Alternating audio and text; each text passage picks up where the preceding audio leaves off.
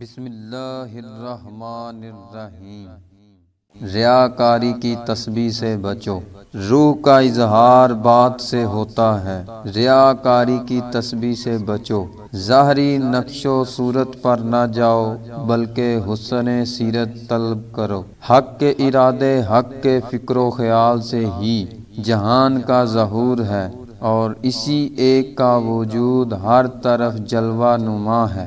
رضائے الہی کے نور پر بھی مقدر کے ہاتھوں خاک پڑ سکتی ہے۔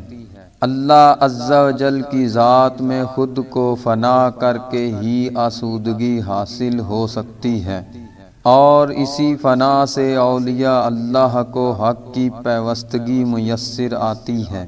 خلق ان کے وجود سے فیضان حاصل کرتی ہے اور ایسے اللہ والوں کا ذکر تو خود ذات لبیک کہتی ہے۔ مولانا جلال الدین رومی علیہ رحمہ بیان کرتے ہیں کہ روح کی پاکیزگی باتوں سے نظر آتی ہے اور ریاکاری کی تسبیح سے بچو۔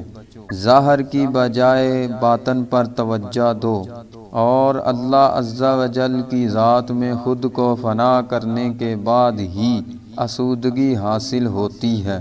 اللہ عز و جل کے نیک بندوں نے بھی وصل حق فنا ہو کر ہی پایا ہے۔